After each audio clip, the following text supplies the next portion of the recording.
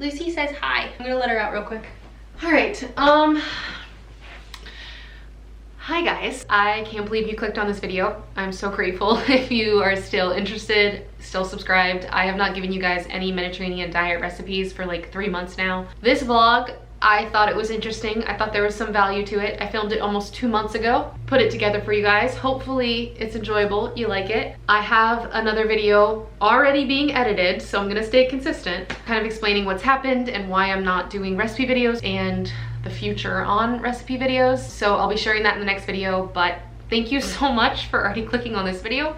I hope you enjoy. In my previous vlog, I recently went to Italy for 3 weeks to visit my family. It was an absolutely marvelous time. I am sitting here today on April 25th. Our travel day was April 23rd. We had a 9:45 flight, so that means we left the apartment about 7 a.m., woke up about 5:30 a.m. It was a 10-hour and 15-minute flight, and so it was a long one, but I was so blessed, guys. I had a really rough start to the day, and then I got on the plane and I had an entire row to myself, so I literally made like a little office. I had bags on either side of me. I had all the space. I could get up when I wanted to. I could take both window pictures and still had an aisle seat. It was awesome. So I was super blessed to have a whole row to myself. That does not happen often. And then we got home. It was about 5:45 when we landed, and I was starving. I hadn't eaten since 11 a.m. Italy time, which was 6 hours before that would have been, and so I'd gone about 12 hours, long story short, without eating anything. We went to go get dinner, and then we made a really quick stop at Costco and got some super essentials. It was the most like healthy Costco haul I think I've ever done in my life. So the travel day was a lot. Going to Italy is harder because you're supposed to sleep on the plane. It's harder for me to get off the plane and know I still have a full day ahead of me versus coming home. I didn't have to technically sleep on the plane. Coming home and getting into my own bed. Oh my gosh, guys. So yesterday was my first start to getting back into routine, and I tried to be very nice with myself. So I'm in the basement. I have my heart rate monitor on, headphones on.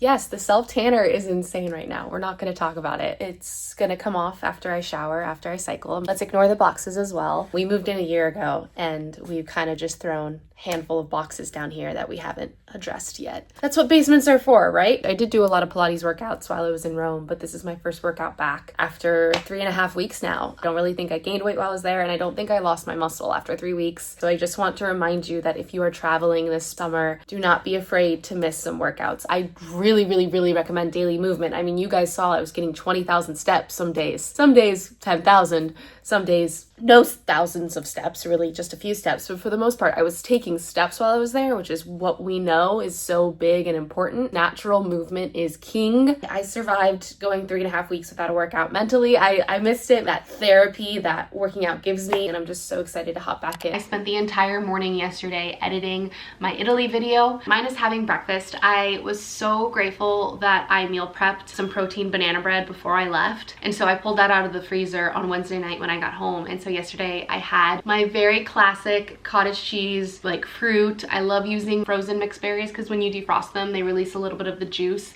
And so that helps flavor the cottage cheese without having to add any sweetener. And then of course, some cubed up protein banana bread. And then I did an iced protein coffee. I missed it so much. If it ain't broke, don't fix it. That is my meal. You're sick of it. I'm not sick of it. I literally tell myself all the time to like switch it up, add variations, try something new for breakfast. I need to, but yesterday was not the day I was going to do that. I had a meeting with my client that I literally got the day before I left for Italy, and then I got to go back there the day after I came back from Italy. So I'm so grateful for this opportunity. And then about noon, I jumped into the kitchen to do some meal prep. It is 80 degrees outside. I've had the oven on and I'm like starting to break a little sweat.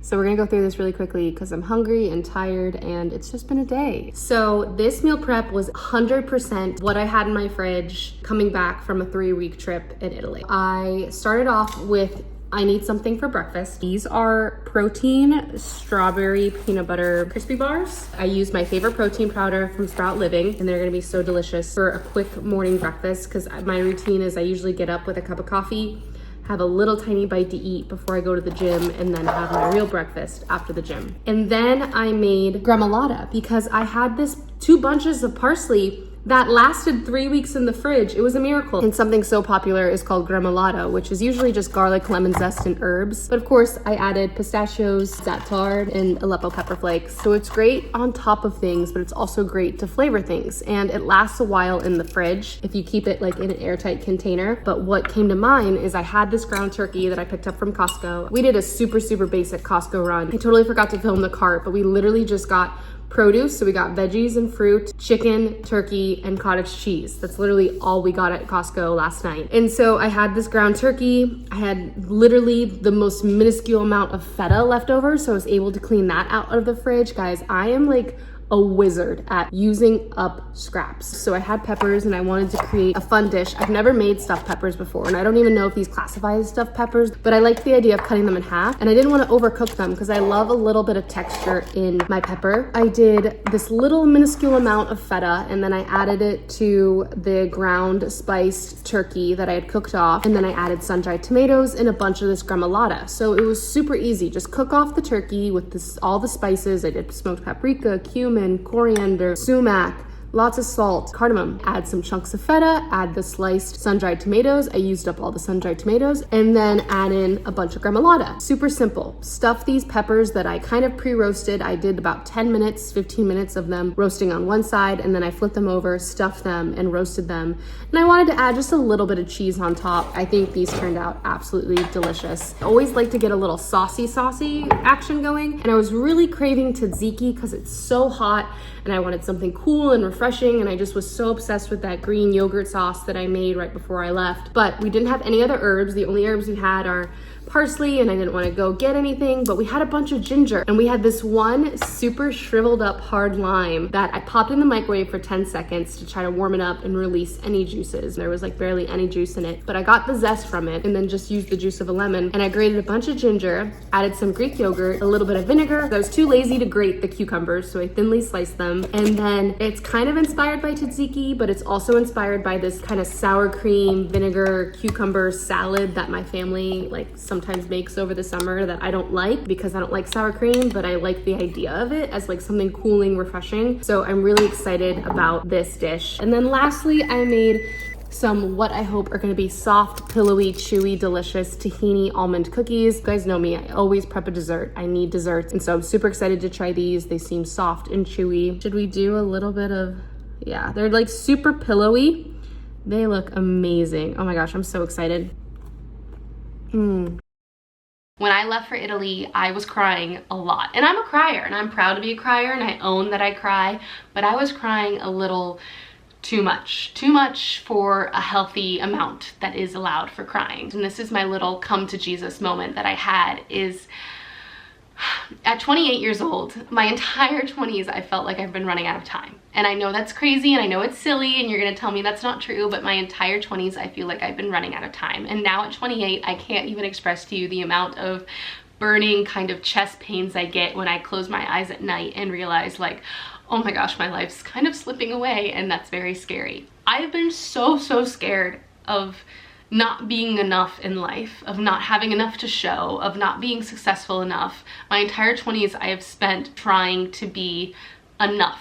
I wanted that from everybody else, but never ever acknowledge that and say that to myself. I never believe it. I never tell myself that I am enough. I look for it in everything else that I do and everyone else's opinion of me. I can't keep believing that I need everyone else to tell me that I'm enough and that I'm worthy. I have to do it for me. And so that is what I realized this time around. It wasn't anything in my outside world of like home, relationships, next steps, my next career moves, what am I gonna do? Like I have all of that now, but now it's about going inside. It's no longer the material things of the world and status and this and that. It's no longer searching for those answers. Now it's searching for just, can I be content enough with me? Is it enough for me to tell myself, hey Caroline, I am proud of you, and that's enough, and I'm not going to kill myself anymore. I have been, like I said, so scared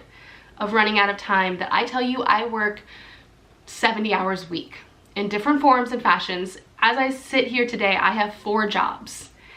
and I don't need 4 jobs. I spread myself so thin and always grasp on to all this opportunity and grasp on to safety nets because I just need to be enough. It's not enough, it's not enough, it's not enough, but it is.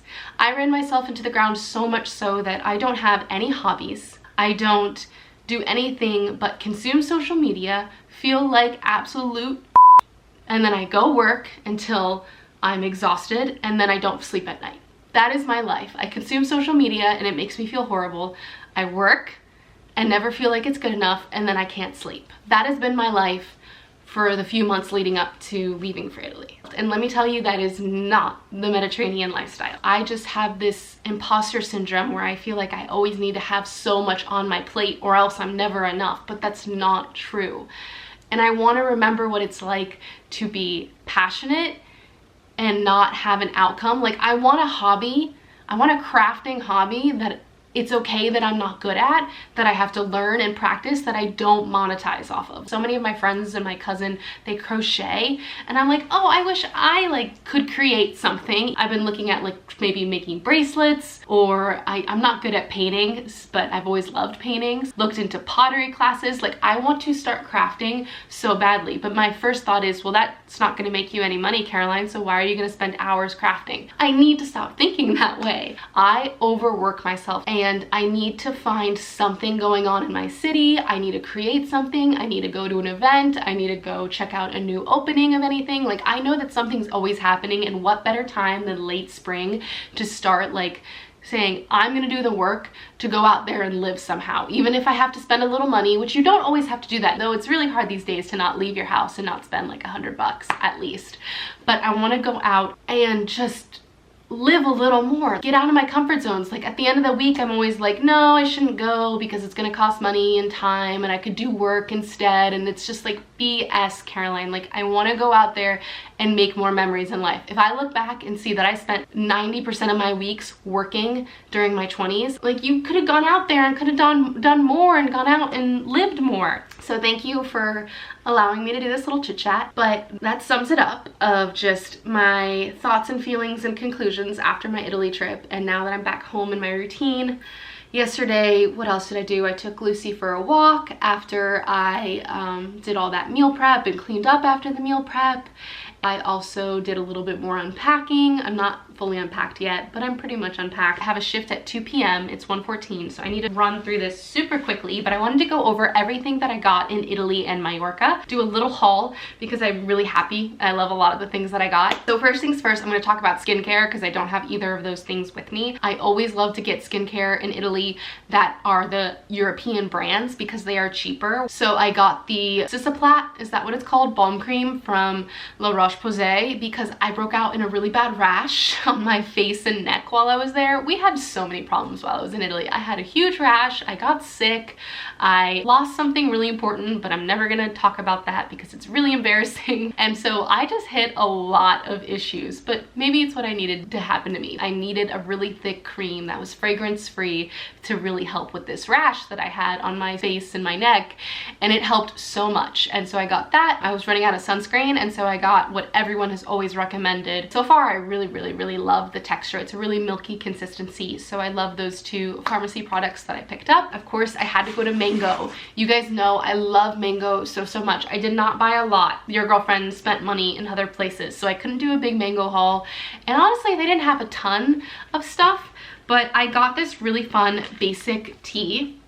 It's a really fun pistachio color, and I love it because it's a knit t-shirt. Here's my thing when I talk about Mediterranean style. I thought this was one of the most perfect things I could pick up because even though I have plenty of tops, I need more basics. I need more layering pieces, basics. This is such a color that I can wear so easily with so many things, so it fits right into my wardrobe because it's one of the 4 or 5 colors that I always pair together. And I love the texture. I love that it's a knit t-shirt because when you're looking at basics, yes, basics are really good, simple basics, but I also love really fun basics. So I love that it's a different texture, just like this tank top. It's not just a cream tank top. It's a knitted, more fun tank top. And then the other thing that I got from Mango, I couldn't resist it. It was this beret, and it's 3 suns, and it just is so zestful, so on brand for MML. But I honestly might wear it today because I don't love how my curls turned out. It's really, really humid today. Can you see it? I don't know if you can see it. And I'm just not good at accessorizing. So when I see things like this, I just need to do better at not always buying the same stuff. And so those were two things that I got from Mango. Went to the Rinascente, which is one of my favorite places to go in downtown Rome. One, because they have free bathrooms that are really nice, and it's like a really fun department store, and they were having a sale that weekend. So don't judge me. I've been needing more shoes. Shoes are so important, and so I became a basic girly and got the Gazelles, and I could not choose. Like, I was trying to pick one pair, guys. I really was. But I got literally the zestful colors. I got my bougainvillea pink with my brand blue and then my brand yellow. These are so on brand. And then they also came with these laces that I can switch out, which is so fun. But these Gazelles, oh my gosh, they just make my heart happy. And then this was new for spring, and they were different. They're different fabric. And you guys know I'm a Veja girl for the most part. I love Vejas, but I'm gonna be trendy now. They were 20% off plus duty free. Had to take advantage of it. This I got because my mom actually got it for me for my birthday. This is from my boutique that I showed you guys in the vlog. This is my favorite boutique.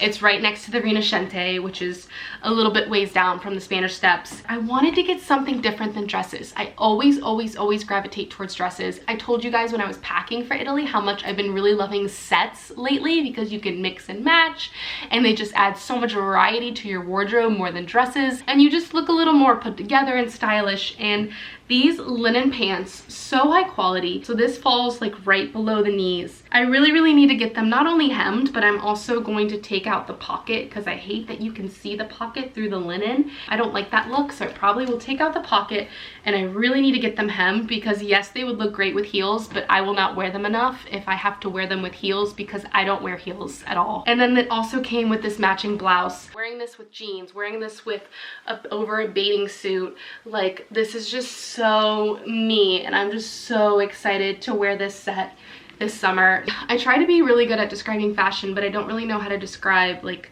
is it embroidered? It's not, is it called, it's not eyelet. Anyways, I forgot to show you. I went and got some charms. They were giving them away at the Adidas store, and my friend got something at the Adidas store, and so I was allowed to pick out some charms. You put them on the laces. I know I'm 28 years old. Why am I putting charms on my shoes? But come on, isn't that so cute? Oh my gosh. I always try to think about presents and what to bring home people. This is a brand called Nashi. It is an Italian hair care line that is so good, and this is their hair mist, which not only kind of conditions your hair, but obviously gives it so much fragrance.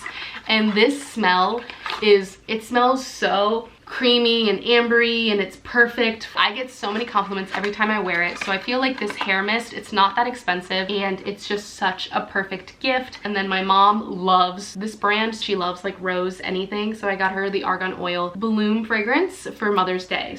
I needed a new mocha. I'm like in a pink era. I don't know what's wrong with me. And so speaking of coffee, I picked up my favorite espresso powder. I only brought 2 home, but oh, it smells so good. This is Lavazza. I love Lavazza so much more than Illy, and so I brought home my favorite espresso powder for myself with my new mocha that I'm gonna break in, and then a really fun gift.